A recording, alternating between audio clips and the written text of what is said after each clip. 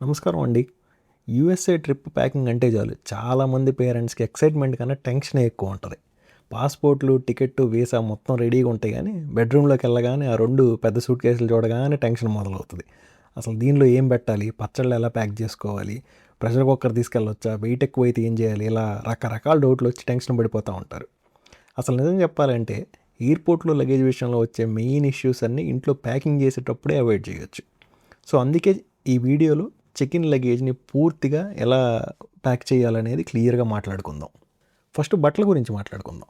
బట్టల దగ్గర చాలామంది పేరెంట్స్ మిస్టేక్ చేస్తారు. ఎందుకంటే మనం 2 నెలలో లేదంటే 6 నెలలో ఉండటానికి వస్తున్నాం కదా! సో, దానికి తగినట్టు ఎక్కువ జతలు పెట్టుకుందాం అని ఆలోచిస్తూ ఉంటారు. అదే మెయిన్ మిస్టేకు. యాక్చువల్‌గా అన్ని బట్టలు మీకు అసలు అవసరం లేదు. ఎందుకంటే యూఎస్‌లో దాదాపుగా ప్రతి ఇంట్లో వాషింగ్ మెషిను, డ్రైయర్ ఉంటది. సో, అలాగే బట్టలు ఉతకటం చాలామంది ప్రతి 2 రోజులకో, 3 రోజులకో లేదంటే వారానికి ఒకసారి చేస్తూనే ఉంటారు. సో, మీరు ఎక్కువ బట్టలు తెచ్చుకోవాల్సిన అవసరం అయితే ఖచ్చితంగా లేదు. అలాగే నేను గమనించిన విషయం ఏందంటే ఇక్కడికొచ్చిన చాలామంది 6, 7 జతలే వాడతారు. మిగిలినవన్నీ సూట్‌కేస్‌లోనే ఉండిపోతాయి. కాబట్టి మీరు ఈ బట్టల ప్యాకింగ్ విషయంలో మాత్రం కొంచెం ప్రాక్టికల్‌గా ఆలోచించి మీకు తగినన్న కొన్ని బట్టలే పెట్టుకోండి. అంటే రోజు వేసుకునేవి, కంఫర్టబుల్‌గా ఉండేవి. లేదంటే వాకింగ్‌కి పనికొచ్చే షూస్ గానీ, వెదర్‌కి తగిన జాకెట్ గానీ ఇలా మెయిన్ పెట్టుకోండి. అంతేగాని సూట్‌కేస్ మొత్తం బట్టలతో నింపేయాల్సిన అవసరం అయితే ఖచ్చితంగా లేదు. అలాగే షూస్ గురించి ఒక చిన్న టిప్ ఇస్తాను. షూస్‌ని ప్యాక్ చేసుకునేటప్పుడు ఏం చేస్తారంటే, డైరెక్ట్‌గా బట్టల మధ్యలో పెట్టకుండా ఒక కవర్‌లో పెట్టేసుకొని, ఆ కవర్‌ని బట్టల మధ్యలో పెట్టుకోండి. ఈజీగా ఉంటుంది. ఇంకొక విషయం ఏంటంటే, చాలామంది ఏం చేస్తారంటే, అమెరికాకి వచ్చేటప్పుడు కొత్త షూస్ కొనుక్కొని అవి వేసుకొని వచ్చేస్తారు ఫ్లైట్ ఎక్కేసి. సో, ఏంటంటే మీరు జనరల్‌గా మన ఫ్లైట్స్ 20-30 గంటలు అంటే లాంగ్ టైమ్ ఉంటుంది. అలాగే మీరు ఎయిర్‌పోర్ట్‌లో కూడా నడవాల్సిన పరిస్థితి ఎక్కువ ఉంటుంది. సో, అలాంటప్పుడు ఏం చేస్తారంటే, కొత్త షూస్ ఎలా ఉంటాయో మీ కాళ్ళకి మీకు బేసిక్ ఐడియా ఉండదు కదా! సో, అందుకని నేనేం చెప్తానంటే మీకు కుదిరితే గనక మీకు అలవాటైన కంఫర్టబుల్‌గా ఉన్న షూస్ ఏసుకొని ఈ ఫ్లైట్‌లో వస్తే గనక మీకు చాలా ఈజీగా ఉంటుంది. ఎందుకంటే మీకు ఆల్రెడీ మీకు కంఫర్టబుల్‌గా ఉంటది. లాంగ్ టైమ్ ఏసుకున్నా గానీ ఇబ్బంది ఉండకుండా ఉంటుంది కాబట్టి మీరు రెగ్యులర్‌గా వాడేవి తెచ్చుకుంటే బెటర్ షూస్. ఓకే. ఇప్పుడు మన తెలుగు పేరెంట్స్‌కి బాగా ఇంట్రెస్ట్‌గా ఉండే సెక్షన్‌కొచ్చేద్దాం. అదేంటంటే ఫుడ్. సో, దాదాపుగా ప్రతి సూట్ కేస్‌లో మనం ఖచ్చితంగా ఏదో ఒక ఫుడ్ ఐటెమ్ తెస్తానే ఉంటాము. సో, ముందుగా మనం డ్రై ఫుడ్ ఐటెమ్స్ గురించి మాట్లాడుకుందాం. అంటే ఏంటంటే మనం చక్రాలు, చెక్కలు, అరిసెలు ఇలాంటివి ఖచ్చితంగా తీసుకొస్తాం స్వీట్లు గానీ. సో, ఇవి తెచ్చుకోవచ్చు. ఎలాంటి ఇబ్బంది లేదు. కాకపోతే నేను చెప్పేది ఏందంటే ప్యాకింగ్ మాత్రం జాగ్రత్తగా చేసుకోండి. మన ఈ వైట్ కలర్ ప్యాకెట్‌లో వేసేసి సీల్ చేస్తారు కదా! సో, ఆ ప్యాకెట్స్‌లో వేసుకోండి. కుదిరితే గనక డబుల్ ప్యాకింగ్ కూడా చేయండి. ఎందుకంటే ఏంటంటే మన చెక్ ఇన్ బ్యాగ్స్‌ని ఇలాగ ఎయిర్‌పోర్ట్‌లో వాళ్ళు ఎంప్లాయీస్ ఎలా పడితే అలా హ్యాండిల్ చేస్తూ ఉంటారు. ఎలా పడితే అలా ఇసిరేస్తాం జరుగుతది. సో, అలాంటప్పుడు ఏంటంటే అవి పొరపాటున బయటకొచ్చేసి బట్టల మీద లేదంటే మన వస్తువుల మీద పడి మొత్తం ఇబ్బంది కలగకుండా ఉండటానికి బాగా హెల్ప్ అవుతది. సో, ప్యాకింగ్ జాగ్రత్తగా చేసుకొని తెస్తే గనక ఎలాంటి ఇబ్బంది ఉండదు. అలాగే చాలామంది పొడులు అంటే మన కారం పొడి గానీ, గరం మసాలా గానీ, లేదంటే ఇంకా ఇలాంటి పొడులు ఏవైనా సాంబార్ పొడి గానీ, ఇలాంటివి చాలామంది తీసుకొస్తారు. అవి కూడా తెచ్చుకోవచ్చు. ఎలాంటి ఇబ్బంది లేదు. కాకపోతే జనరల్‌గా చాలామంది చేసే మిస్టేక్ ఏంటంటే వాటిని సరిగ్గా ప్యాక్ చేయకపోవటం. సో, ఇవి కూడా ఈ పొడులన్నీ కూడా మీరు డబుల్ ప్యాకింగ్ చేయించుకోండి. సీల్ చేయించుకొని తెచ్చుకుంటే గనక మీకు ఎలాంటి ఇబ్బంది ఉండదు. కావాలంటే గనక ఆ డబుల్ ప్యాకింగ్ చేసిన ప్యాకెట్‌ని కూడా ఒక పాలిథీన్ కవర్‌లో పెట్టేసి ముడేసుకుంటే పొరపాటున ఏదైనా లీక్ ఉన్నా కానీ బట్టల మీద కానీ, వీటి మీద కానీ పడకుండా ఉంటుంది. సో, అదొక టిప్. ఇక నెక్స్ట్ చాలామంది కామన్‌గా అడిగే క్వెషన్ ఏంటంటే పచ్చళ్ళు తీసుకెళ్ళొచ్చా అని. అంటే పికిల్స్ తీసుకెళ్ళొచ్చా అని.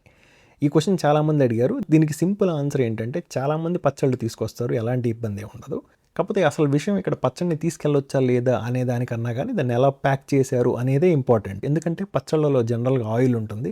ఆయిల్ గనక పొరపాటున లీక్ అయితే మన బట్టలు, ఈ లోపల ఉన్న వస్తువులన్నీ చెడిపోతాయి. కాబట్టి మీరు పచ్చళ్ళు తెచ్చుకుంటే గనక డెఫినిట్‌గా డబుల్ ప్యాకింగ్ చేసుకొని సీల్ చేయండి. అలాగే డబుల్ ప్యాక్ చేసిన కవర్‌ని తీసుకొని ఒక పాలిథీన్ కవర్‌లో కూడా ఎక్స్‌ట్రా పెట్టుకుంటే మీకు పొరపాటున ఏదైనా ఆయిల్ లీక్ అయినా గానీ ఇబ్బంది కలగకుండా ఉంటుంది. కాబట్టి పచ్చళ్ళ విషయంలో మాత్రం మీరు ఒక 10 నిమిషాలు ఎక్స్ట్రా జాగ్రత్త తీసుకొని నీట్‌గా ప్యాకింగ్ చేసుకుంటే ఫ్యూచర్‌లో ఎలాంటి ఇబ్బందులు లేకుండా మీ జర్నీ స్మూత్‌గా ఎళ్తది. అలాగే ఇంకా చాలామంది అడిగే క్వెషన్ ఏంటంటే నెయ్యి గానీ, కొబ్బరి నూనె గానీ ఇలాంటివి తీసుకెళ్ళొచ్చా అని అడుగుతారు. యాహ్! ఖచ్చితంగా తీసుకెళ్ళొచ్చు. కాకపోతే ఏంటంటే ఇక్కడ టిప్ ఏంటంటే ఇందాక నేను చెప్పినట్టే సేమ్ పచ్చళ్ళలాగే వీటిని కూడా డబుల్ ప్యాకింగ్ చేయించండి. అలాగే ఇంకొక విషయం ఏంటంటే నేను జనరల్‌గా నెయ్యి గానీ, ఆయిల్స్ కానీ తెచ్చుకునేటప్పుడు ఏం చేస్తానంటే నేను ఇంకొక 2 రోజుల్లో ఫ్లైట్ ఎక్కుతాను అనగా ప్యాకింగ్ కంప్లీట్ చేసేసి ఈ కొబ్బరి నూనె ప్యాకెట్‌ని, నెయ్యి ప్యాకెట్‌ని తీసుకెళ్ళి డీప్ ఫ్రిడ్జ్‌లో పెట్టేసి ఫ్రీజ్ చేసేస్తా. అది గడ్డగట్టేంత వరకు. ఇక నేను వెళ్ళే రోజు ఆ ప్యాకెట్స్ అన్నీ తీసుకొని డైరెక్ట్‌గా పెట్టేసుకుంటే గనక అది లిక్విడ్ రూపంలో కన్నా గానీ మన గడ్డ రూపంలో ఉండటం వల్ల మనకి పెద్ద ఇబ్బంది ఏం కలగదు. సో, నేనైతే అలా చేస్తాను. అదే రికమెండ్ చేస్తాను మీకు కూడా. ఇక కొంతమంది ప్రెషర్ కుక్కర్లు లేదంటే వంటకి అవసరమయ్యే సామాన్లు తీసుకెళ్ళొచ్చా అని అడుగుతారు. డెఫినెట్గా తీసుకెళ్ళొచ్చు. ఇవి ఇవి పర్సనల్ యూస్కి అయితే జనరల్గా తీసుకెళ్ళొచ్చు, ఎలాంటి ఇబ్బంది ఉండదు. కాకపోతే ఏంటంటే ముందుగా మీ పిల్లల్ని అడగండి వాళ్ళకి అవసరమా లేదా అని. ఎందుకంటే అలాంటివన్నీ అమెరికాలో జనరల్గా దొరికిపోతాయి. వాళ్ళు అవసరం లేదంటే కనుక మీరు అనవసరంగా స్పేస్ వేస్ట్ తీసుకెళ్తే కనుక, ఒకవేళ ఇవి కనుక తీసుకెళ్లాల్సి వస్తే నేనైతే జనరల్గా ఏం చేస్తానంటే అవి బట్టలతో చుట్టేస్తాను. ఎందుకంటే గీతలు పడకుండా, లేదంటే ఎయిర్పోర్ట్లో వాళ్ళు లగేజ్ ఎటు పడితే అటు ఇసిరేసినా కానీ ఇబ్బంది లేకుండా ఉంటుంది. బట్టలతో చుట్టేస్తే కనుక కొంచెం కుషన్ ఉంటుంది వాటికి. సో అలా ప్యాక్ చేసుకుంటే కనుక మీకు ఈజీగా ఉంటుంది ఇది కూడా. ఇక నెక్స్ట్ కొంతమంది ఇండియా నుంచి వచ్చే పేరెంట్స్కి ఏంటంటే వాళ్ళ సోపులు కానీ షాంపూలు కానీ ఇలా ఇండియాలో దొరికే ప్రోడక్ట్స్ వాడే అలవాటే ఎక్కువగా ఉంటుంది. సో అలాంటి వాళ్ళు జనరల్గా మీకు కావాలంటే ఇండియా నుంచి అవి తెచ్చుకోవచ్చు. ఎందుకంటే అవి ఇక్కడ కూడా ఇండియన్ స్టోర్స్లో దొరకవచ్చు. నాకైతే అవి జనరల్గా అంత ఇష్టం ఉండదు. ఎందుకంటే అవి చాలా రోజుల నుంచి అక్కడే ఉండిపోతాయి. అవి అసలు డేట్ ఎప్పుడు వరకు ఉందో కూడా ఐడియా ఉండదు.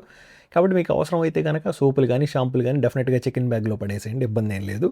కాకపోతే షాంపూ బాటిల్స్ లాంటివి పెట్టేటప్పుడు కనుక డెఫినెట్గా ఇందాక నేను చెప్పినట్టు వాటిని డబుల్ ప్యాకింగో లేదంటే అట్లీస్ట్ ఒక పాలిథీన్ కవర్లో పెట్టేసుకొని మూడేస్తే కనుక ఏదైనా లీక్ అయినా కానీ ఇబ్బంది లేకుండా ఉంటుంది. అలాగే ఆ షాంపూ బాటిల్స్ని ఇందాక నేను చెప్పినట్టు బట్టలతో ర్యాప్ చేశారనుకోండి, కొంచెం కుషన్ లాగా ఉంటుంది, ఇబ్బంది జరగకుండా ఉంటుంది.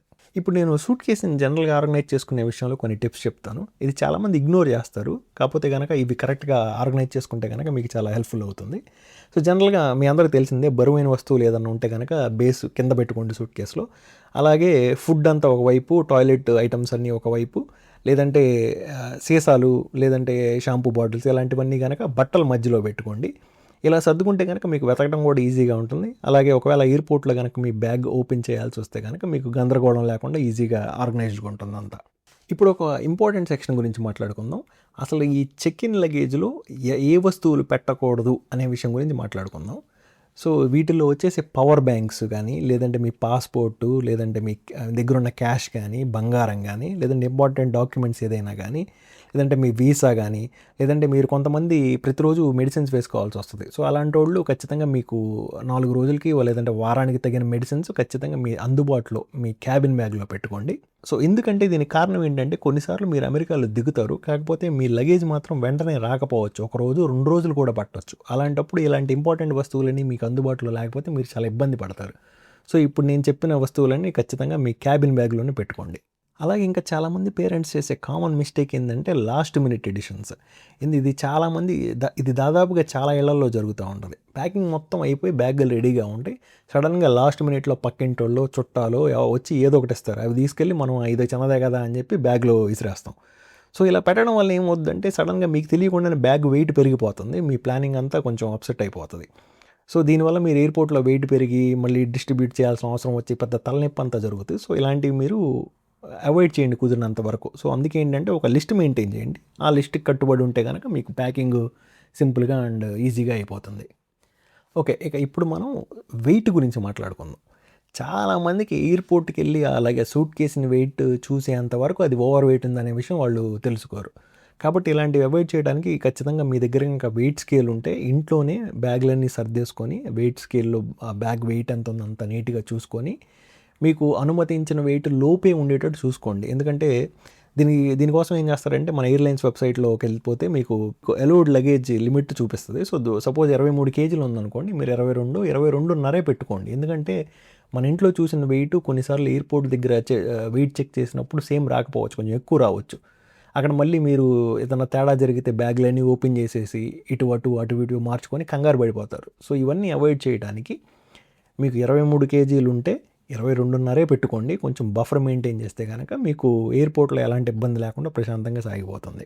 అలాగే యూస్కి వచ్చే పేరెంట్స్కి నేను ఇచ్చే ఒక సలహా ఏంటంటే, మీకు కుదిరితే కనుక లైట్ వెయిట్ ఉండే సూట్ కేసులే వాడండి. ఎందుకంటే అనవసరంగా ఎందుకు ఎక్కువ బరువు మోత.